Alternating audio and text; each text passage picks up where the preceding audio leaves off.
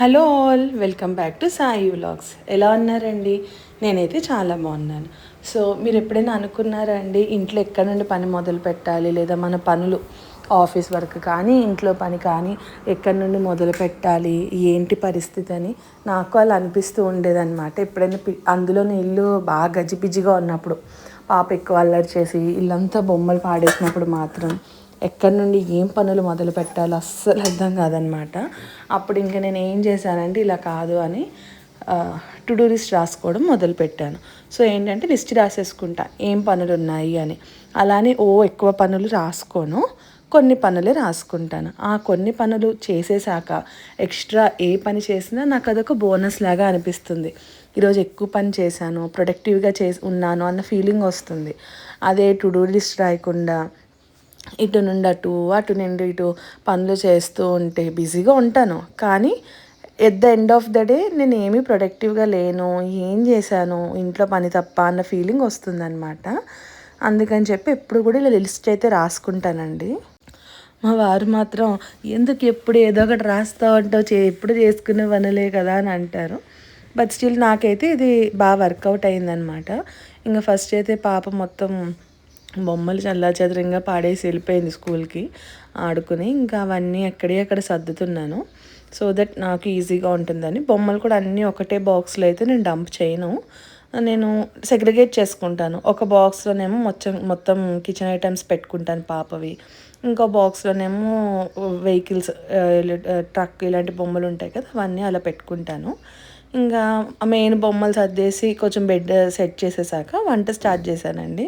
Already నేను ఆ పనులు చేసుకుని మధ్యలో ఆఫీస్ వర్క్ చేసుకుంటూ ఇవన్నీ చేసుకుంటాను కాబట్టి లంచ్ అయిపోయింది. 2:30 అయిపోయింది.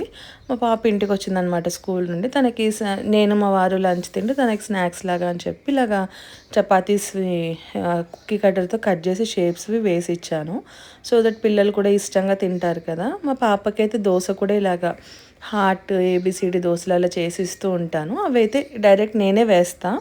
చపాతీ పిండిది మాత్రం ఏంటి అంటే మనం కట్ చేయడం బోల్ టైం పడుతుందని నా దగ్గర కుక్కీ కట్టర్స్ ఆల్రెడీ ఉన్నాయి, వాటితో చేశానమాట. తనకు అది ఇచ్చేసి నేను ఆల్రెడీ కర్రీ ప్రిపేర్ చేసేసాను ఇవి చేస్తూనే. సో నేను కూడా ఇంకా తినేయాలి లంచ్. ఇంకా ఇది తనకి ఇవి పెట్టి చేసేలోగా మళ్ళీ ఇల్లంతా రచ్చ చేసేసింది. ఇంకా మళ్ళీ అవన్నీ సర్దుకున్నాను, ఎందుకంటే ఇప్పుడు మధ్యాహ్నం తనకి స్నాక్స్ పెట్టేసి చపాతి నేను పడుకోబెట్టేస్తాను. సో తను పడుకున్నాక ఉండాలి. మనం ఏంటంటే కొంచెం ఎక్కడైనా ఇంట్లో పనులు అలా పడిపోయి ఉన్నాయి, బొమ్మలు కానీ లేదా మనం ఏదైనా వస్తువు తీసుకుంటే ఆ పని అయిపోయిన వెంటనే మనం దాన్ని అక్కడ సర్దేస్తే మనకి at the end of the day ఇంట్లో బోల్డ్ పని ఉంది, ఇది సర్దాలి అది సర్దాలి అనే ఫీలింగ్ ఉండదు. లేదులే అప్పుడు చూసుకుందాం లాస్ట్లో ఒకటేసారి సర్దుకుందాం అని అనుకుంటే మాత్రం చాలా పని అలా పైలప్ అయిపోయి పెండింగ్ అయిపోతుందండి.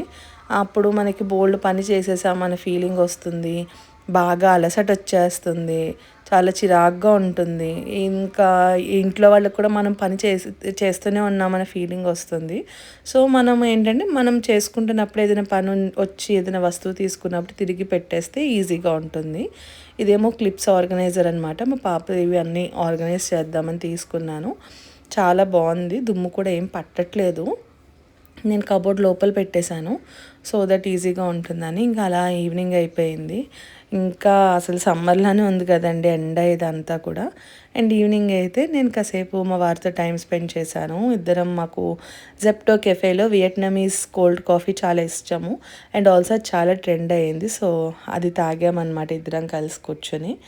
మనం ఏంటంటే రోజు మొత్తంలో ఎంత బిజీగా ఉన్నా మనకంటూ కొంచెం టైం ఇచ్చుకోవాలి, మన ఫ్యామిలీకి టైం ఇచ్చుకోవాలి. కాబట్టి మా ఇద్దరికి ఇంట్రెస్ట్లు అన్నీ మొత్తం ఆపోజిట్ అనమాట. సో కాసేపు అట్లీస్ట్ ఒక 10 minutes అలాగా డే మొత్తంలో కూర్చోవడానికి ట్రై చేస్తాము.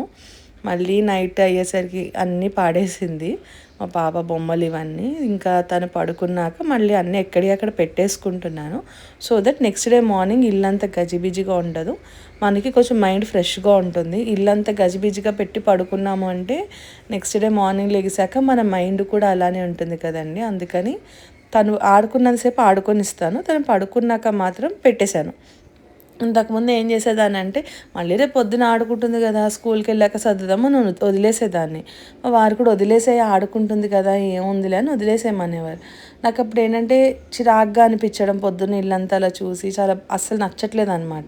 ఎప్పుడైతే ఇలా స్టార్ట్ చేశానో చేయడం నాకు చాలా కామ్గా అనిపిస్తుంది, ఫ్రెష్గా ఉంటుంది. అందుకని అలానే చేస్తున్నాను. బట్టలు కూడా పైలప్ అయిపోయినాయి ఆఫీస్ వర్క్ ఎక్కువ ఉండడం వల్ల. నెక్స్ట్ డేకి నేను ఉంచితే కనుక అలానే ఉండిపోతాయి అని చెప్పి నాకు నైట్ లేట్ అయినా అన్నీ మడత పెట్టేసి లోపల సర్దేసుకున్నాకనే పడుకున్నాను. సో దట్ మనకి నెక్స్ట్ డే వర్క్ ఉండదని. సో నేను ఆ రోజు లిస్టులో ఏవైతే రాసుకున్నానో, పాప బొమ్మలు సర్దడము, తనకి నచ్చిన ఫుడ్ చేయడం, మెయిన్గా బట్టలు మడత పెట్టడం, నాకు ఈ పనులు అయిపోయినాయి. సో నాకు నేను ప్రొడక్టివ్గా ఉన్నాను అనిపించింది.